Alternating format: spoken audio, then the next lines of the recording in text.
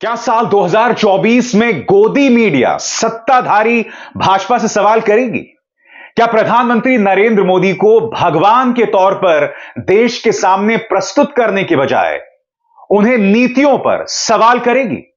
क्या प्रधानमंत्री नरेंद्र मोदी 2024 के लोकसभा चुनावों से पहले एक ओपन प्रेस कॉन्फ्रेंस को संबोधित करेंगे? क्या प्रधानमंत्री नरेंद्र मोदी में इतनी हिम्मत होगी कि वो अभिसार शर्मा के सामने बैठकर मेरे सवालों का जवाब दे सकें? दोस्तों, साल 2024 के लिए आज मैं आपके सामने पेश करने वाला हूं मेरी अपनी उम्मीदें और ख्वाहिशें, न सिर्फ गोदी मीडिया के साथ, प्रधानमंत्री नरेंद्र मोदी के साथ, विपक्ष राहुल गांधी के साथ और मेरे खुद के साथ। तो शुरुआत मैं करना चाहूंगा गोदी मीडिया के साथ। दोस्तों, इस साल गोदी मीडिया ने बार बार अपना बदनुमा चेहरा पेश किया। सत्ताधारी भाजपा की चाटुकारिता तो चलिए एक अलग बात है, वो तो इनका एक पुराना रवैया रहा है, मगर मैं ये उम्मीद करता हूं कि कम से कम साल 2024 में ये अपने दंगाई स्वभाव को त्यागेंगे। आप भाजपा की सेवा करते रहिए, लगातार करते रहिए, मगर मैं उम्मीद करता हूं कि आप जहरीले कार्यक्रम नहीं करेंगे जिससे देश के ताना बाने को नुकसान पहुंचे। मीडिया को शर्मसार करने वाली कई तस्वीरें सामने उभर कर आए। सबसे पहले मैं आपको बतलाना चाहूंगा वो तस्वीर जिसमें आप देखिएगा किस तरह से आज तक की एक एंकर कांग्रेस के प्रवक्ता से यह कह रही है कि प्रधानमंत्री नरेंद्र मोदी ने तो कभी भी शहादत पर वोट नहीं मांगी, सैनिकों की शहादत पर वोट नहीं मांगी। देखिए वो शर्मसार लम्हा। मैं उम्मीद करता हूं ऐसा लम्हा फिर से नहीं दोहराया जाएगा। देखिए, शहीदों के नाम पर वोट मांगे जाने चाहिए? नहीं। हाँ या ना में उत्तर दे दीजिए। आप दे दीजिए। बिल्कुल नहीं। शहीदों के नाम पर आप वोट नहीं मांग सकते हैं, पर आप अपनी नीतियों के नाम पर बिल्कुल नहीं मांग सकते। वोट मांगकर आप तब तक वो वीडियो निकालिए जहां पर बोल रहे हो कि इतने शहीद हो गए और मुझे वोट दो। ये चीज आप नहीं कर सकते ऐसे। वीडियो आ गया। डिबेट की बात श्वेता जी नहीं, श्वेता जी आपके सामने जो कैमरा पर्सन है उनको कहें वो थोड़ा क्लोजअप लें उसका।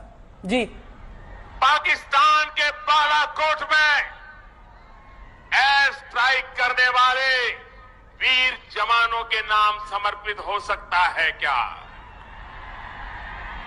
मैं मेरे फर्स्ट टाइम वोटर से कहना चाहता हूं कि आपका पहला वोट वही है। तो बालाकोट, मैंने कहा बालाकोट, आप कह रहे हैं कि नहीं, शहीद जो हुए उनके नाम पे आप। पुलवामा में सुनिए, पुलवामा में उन वीर शहीदों के नाम आपका वोट समर्पित हो सकता है क्या? पुलवामा में वीर शहीदों के नाम समर्पित हो सकता है कि नहीं हो सकता? आपको श्वेता जी भेज दूंगा, मैं दोबारा सुन लीजिएगा, और पूरा देश जानता है इसको।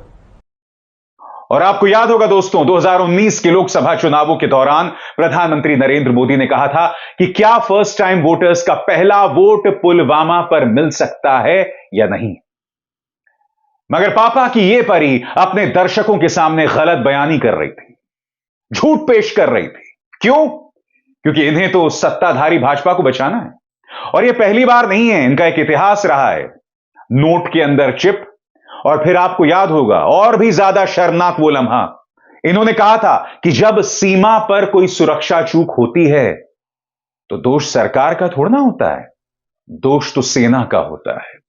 यानी कि जिस सेना के नाम पर आप टीआरपी बटोरते हैं, जिस सेना के नाम पर आप विपक्ष को गाली देते हैं, आज सत्ताधारी भाजपा के सामने वो सेना ही इनके लिए मायने नहीं रखती है।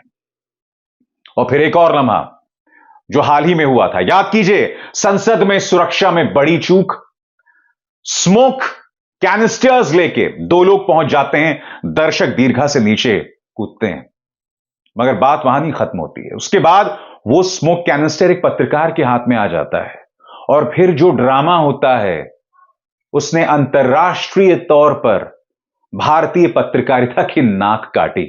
वो लम्हा देखिए दोस्तों।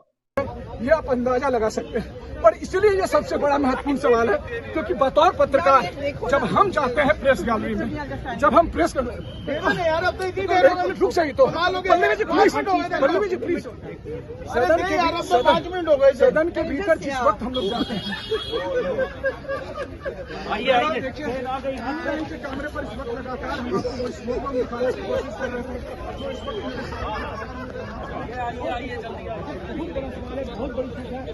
दोस्तों, इन तमाम चीजों को देखकर आपको हंसी आएगी, मगर ये हंसने वाली बात नहीं है। मीडिया हंसने वाली बात नहीं है। अगर मीडिया सिर्फ कॉमेडी कर रहा होता तो बात समझ आती। मीडिया में 2014 से पहले भी ढेरों कमियां थीं, और मैं इस पत्रकारिता में 1995 से हूं, 28 साल हो गए मुझे। उन कमियों से मैं लड़ता रहा हूं। आज की तारीख में कई ऐसे पत्रकार जो न्यूज चैनल्स के मुखिया हुआ करते थे और आज की तारीख में क्रांतिकारी पत्रकारिता करने का दावा कर रहे हैं, इन लोगों ने पत्रकारिता के नाम पर क्या क्या नहीं परोसा है सब जानते हैं। किस तरह से नाग नागिन को लेकर, खली को लेकर इन्होंने पत्रकारिता की है, सब जानते हैं दोस्तों। यह अलग बात है कि ये लोग आज क्रांतिकारी पत्रकार बने हुए हैं, वो मुद्दा नहीं है। मुद्दा यह है कि आज पत्रकारिता दंगाई बन गई है, रेडियो रवांडा बन गई है। रेडियो रवांडा, आप जानते हैं कि 90 के दशक में किस तरह से रवांडा, जो कि एक देश है, वहां का एक रेडियो रवांडा हुआ करता था। उस रेडियो रवांडा पर शराब के नशे में धुत एंकर्स आते थे, उद्घोषक आते थे, और वो माइनॉरिटीज को गाली देते थे। और हमारे जो तमाम न्यूज चैनल्स वो लगातार करते हैं। कई मिसालें आपके सामने पिछले 10 सालों में, और वो मिसालें मैं आपको दिखा रहा हूं किस तरह से खुल के माइनॉरिटीज के खिलाफ जहर उगला जाता है, उनके सोशल बॉयकॉट की बात की जाती है। याद कीजिए कोरोना की पहली लहर, किस तरह से तबलीगी जमात को बदनाम किया गया था, झूठे कार्यक्रम चलाए गए थे। बाद में सुप्रीम कोर्ट ने और मुंबई की औरंगाबाद हाई कोर्ट ने तबलीगी जमात को दोषमुक्त कर दिया था। Chief justice of India Bobde को यह कहना पड़ा था कि मीडिया ने अपनी अभिव्यक्ति की आजादी का गलत इस्तेमाल किया है। हमारा मीडिया दंगाई बन गया है दोस्तों। मैं उम्मीद करता हूं कि कम से कम अब तुम अपने घरों में जाकर अपने मासूम बच्चों की शक्लों को देखकर ही अपने इस दंगाई स्वभाव को त्याग दोगे, क्योंकि तुम टीआरपी के लिए, एक पॉलिटिकल पार्टी की सेवा करने के लिए यह सब तो कर रहे हो, मगर इसका नुकसान सिर्फ और सिर्फ देश को है, समाज को है। वो समाज जिस समाज का हिस्सा तुम्हारे अपने मां बाप, तुम्हारे अपने मासूम बच्चे, तुम्हारे पति और पत्नी हैं।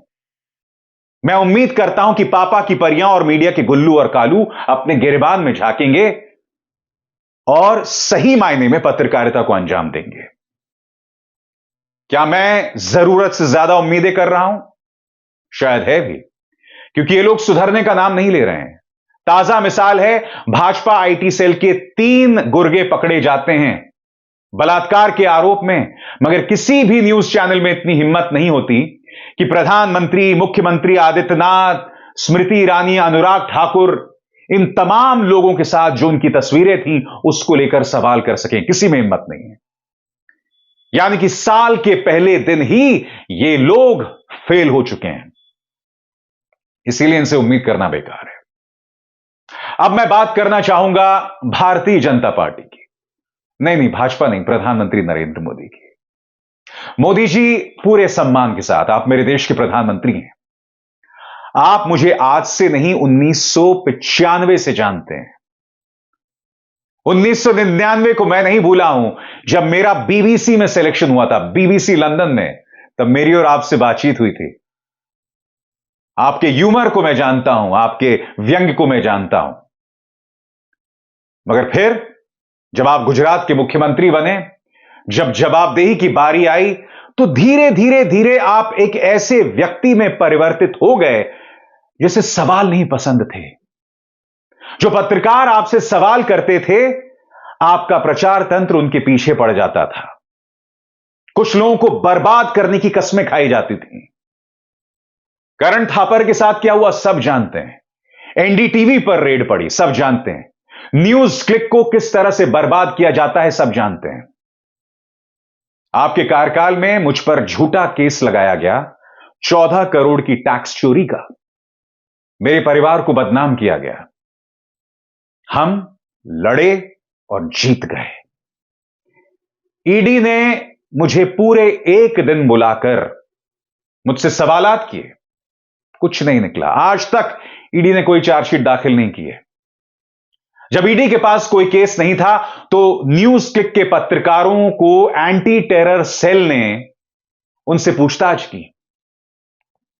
नतीजा आपके सामने है। अमित चक्रवर्ती और प्रबीर पुरकायस्थ यूएपीए के आरोपों में जेल में बंद है। न्यूज क्लिक को खत्म करने की कोशिश की जा रही है। उसका गुनाह सिर्फ इतना था कि वो किसानों और शाहीन बाग के प्रदर्शनकारियों की आवाज बना था। वो समाज में जो दबे कुचले लोग हैं उनकी आवाज बना था। सिर्फ उनका इतना गुनाह था। उनके बारे में प्रचार चलाया गया कि चाइनीज पैसे से ये लोग देश को बर्बाद कर रहे हैं। यह बात अलग है कि कोई प्रमाण नहीं है, मगर फिर भी एक प्रचार है जिसे गोदी मीडिया पेश कर रहा है। मैं उम्मीद करता हूं प्रधानमंत्री कि इस साल आप अपने करियर का, अपने पिछले 10 सालों में बतौर प्रधानमंत्री अपने पहले ओपन प्रेस कॉन्फ्रेंस को संबोधित करेंगे। आप मेरे सवालों का जवाब देंगे मेरे साथ आमने सामने बैठकर। जो लोग आपसे इत्तेफाक नहीं रखते हैं प्रधानमंत्री, उन्हें जेल में नहीं डाल दिया जाएगा। पिछले 3-4 सालों में भीमा कोरेगांव के मामले में कई लोग जेल में बंद हैं। उमर खालिद जेल में बंद है, कोई चार्जशीट नहीं। सिद्दीक कप्पन को 2 साल के लिए जेल में बंद किया गया आतंकवाद की धाराओं में। क्या मामला था कोई नहीं जानता। लोगों को जेलों में सड़ाया जा रहा है। आपके राजनीतिक प्रतिद्वंद्वी मनीष सिसोदिया, सत्येंद्र जैन, संजय सिंह जेल में बंद। महुआ मोइत्रा अडानी पर सवाल उठाती हैं, संसद से बाहर कर दिया जाता है। संसद के अंदर भी लोकसभा अध्यक्ष और राज्यसभा के सभापति दोनों के आचरण पक्षपात से ऊपर होना चाहिए, मगर उस पर सवाल उठते रहते हैं, बार बार उठते रहते हैं। नई संसद का उद्घाटन होता है, आप राष्ट्रपति को नहीं बुलाते हैं, जबकि आप जानते हैं कि संवैधानिक पद की निगाह से उनका दर्जा आपसे ऊपर है, फिर भी आप उन्हें नहीं बुलाते हैं। क्यों? क्योंकि आप चाहते हैं कि कैमरा सिर्फ आप पर रहे। मैं उम्मीद करता हूं प्रधानमंत्री कि आपकी सरकार के आचरण में और ज्यादा पारदर्शिता आएगी। आप सवालों का जवाब देंगे, आप सवालों से बचेंगे नहीं।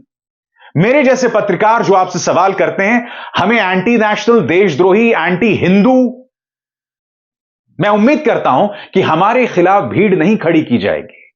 आपको समझना पड़ेगा, आपके प्रचार का मेरे जैसे पत्रकारों पर कोई असर नहीं पड़ने वाला है। मैं आज भी सवाल कर रहा हूं।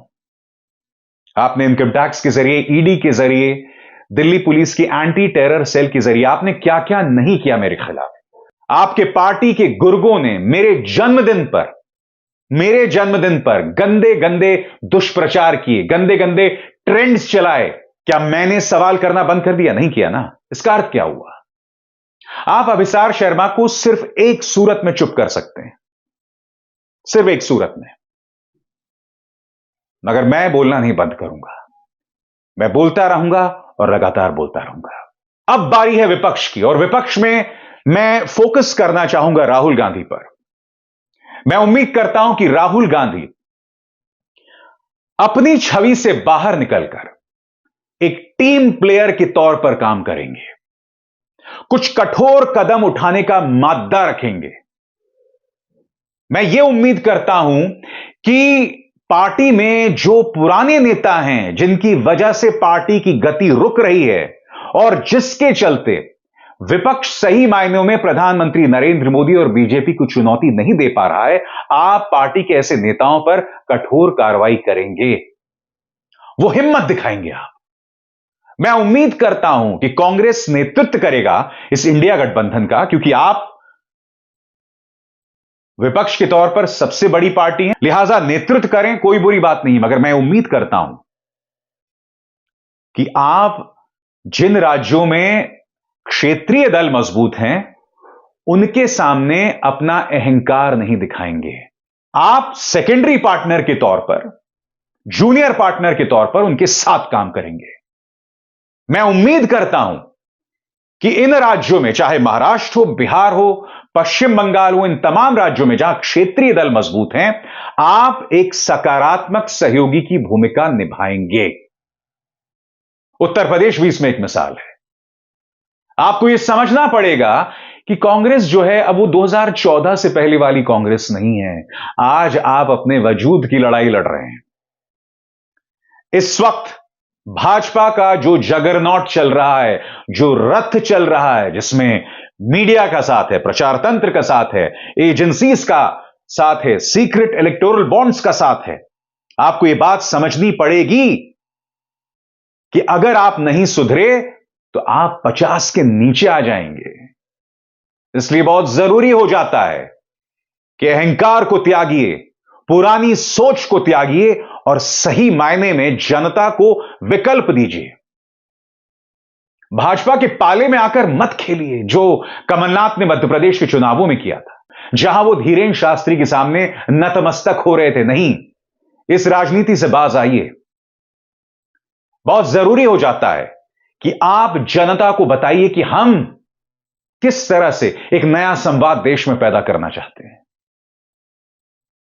आपकी वो सोच काबिल तारीफ है कि नफरत के बाजार में मोहब्बत की दुकान बहुत वाजिब है, मगर उससे आगे बढ़िए, उसे एक्सपैंड कीजिए। बताइए कि यह मोहब्बत की दुकान है क्या। बताइए कि इस मोहब्बत की दुकान में हर किसी के लिए जगह है। जरूरी हो जाता है। आप न्याय यात्रा शुरू कर रहे हैं मणिपुर से मुंबई तक।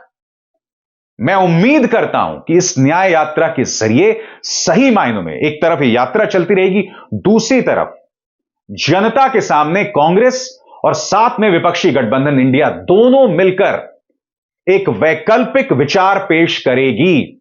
मैं आपको याद दिलाना चाहूंगा गांधी मैदान में तेजस्वी यादव का बहुत ही असरदार भाषण, जब उन्होंने जनता से पूछा था कि तुम्हें हिंदू मुस्लिम चाहिए या नौकरियां चाहिए। एक बहुत ही सामान्य सा संबोधन, मगर असर कर गई।